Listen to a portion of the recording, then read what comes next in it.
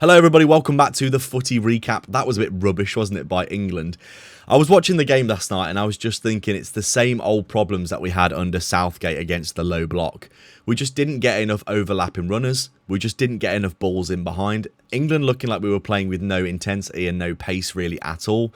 Obviously in the Croatia game, when Croatia are trying to play a bit more, it gave England a bit more impetus to get in behind them, get down the sides of them and have a bit more of that interlinking play. But obviously against the low block of Ghana, who to their credit defended very, very well for the entire game in my opinion. But we didn't do anywhere near enough to disrupt them. And in reality, when you've got a team that is sitting in as much as Ghana did against England, it's obvious that you need to get the balls down the sides and put crosses into the box with late runners, people getting in the box, because it's very unlikely that you're going to be able to play through the lines when you've got such a low block, a big defensive unit. And Ghana defended very, very well, in fairness, in credit to them. But like I said, England didn't do anywhere near enough. And I thought it was interesting. We actually looked our most dangerous when we had Madueke playing on the left and he was crossing balls in with his strong foot. The left foot, obviously. And on the right, we did have some more crosses coming in towards the end of the game as well. And that was when we had our best chances. Because, you know, you play the ball into the box, you get those 50-50 situations. The ball could drop to anyone. Kane had a great chance that came from a cross. O'Reilly heads it on the bar. Kane misses. And then obviously that's a goal that he should have scored. You would have expected him to score with the quality that he has. But in general, England, I think, a bit naive against Ghana, assuming that we would probably just get the goal and win the game. Ghana offered very, very little threat going the other way. In fairness, they did have one or two breakaway chances, but there wasn't anything significant at all, really. England controlled the game well, but we didn't provide anywhere near enough threat. And you could see the fullbacks, they should have been getting up the sidelines all the way to the byline and crossing balls in the whole match, really. But it seemed like every single time that we got the ball to the wingers, there was no overlap or underlap from the fullbacks at all, really. It looked as though they were just coming to feet way too much. There wasn't really enough incision. There wasn't really enough width. You would imagine against Ghana, all the space is going to be down the sides because they're packing out, obviously, and being very compact. So you've got to get the crosses in down the sides. And I know that they were, doubling up on the wingers, but you have to do more to disrupt their formation.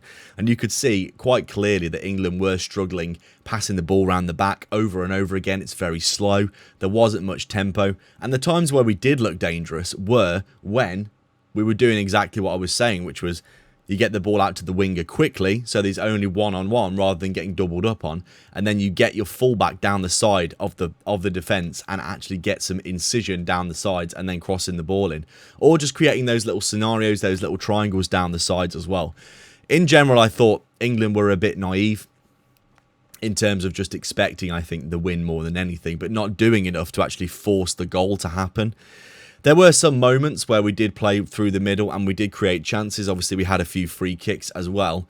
But in reality, England, the same old issues that we saw in the last World Cup and the last World Cup, for me, there was nowhere near enough balls over the top. Balls over the top, you want to disrupt the defence. You want to turn the defenders around. You want to give them something to think about that's not just, playing around in front of them the whole time, because they love it. That's exactly what they want. They want to sit in their formation, nice and compact, shuffle across. When England come, towards the sides, shuffle across, double up, and then just, disrupt and constantly stop England from doing anything by getting everything played in front of them. But I think you've got the blistering pace of Madueke, and Gordon on the other side is just as rapid, really. But we didn't play one ball over the top. There was no big diagonal that we could have utilised. I felt like Reece James, being as good as he is on the ball, I thought he could have played a few diagonals into Gordon in behind. When in reality, there were lots of opportunities where, even though Ghana were playing pretty deep, I felt like we should have at least tried a few balls over the top. The Jordan Henderson one where he receives the ball, plays it first time, and it's like up and around and over like that. I felt like we could have done with a few balls like that as well. Just drop the ball in behind them, make them turn around, make them, turn their back to play and face their keeper. And just try and make them uncomfortable, because really England, we gave them absolutely nothing to think about really at all. Until like the last minute where O'Reilly hit the crossbar. That came from a cross. And in reality, we should have put far more crosses in my opinion. We should have done much more to get to the byline and put a few balls in, because I know we did put a fair amount of crosses in and a lot of them got defended. But when you're playing against a team that is so low on the pitch, then they're parking the bus. You've got to just keep on pumping the crosses in, because eventually the ball, if you're putting bodies in the box, will drop to one of your players and you will get some chances, because they can't defend every single ball perfectly. Because in fairness, Ghana are not a top team, and they defended really, really well, to their credit. But England, in my opinion, did not do enough to disrupt them. And in reality, I think we probably got what we deserved. It was very slow, very methodical. And like I said, we just did not do enough to disrupt their formation. There was no balls in behind. There was no balls down the sides, really, until later on in the game. There was no running at the left back or the right back with real purpose and intensity to try and disrupt them.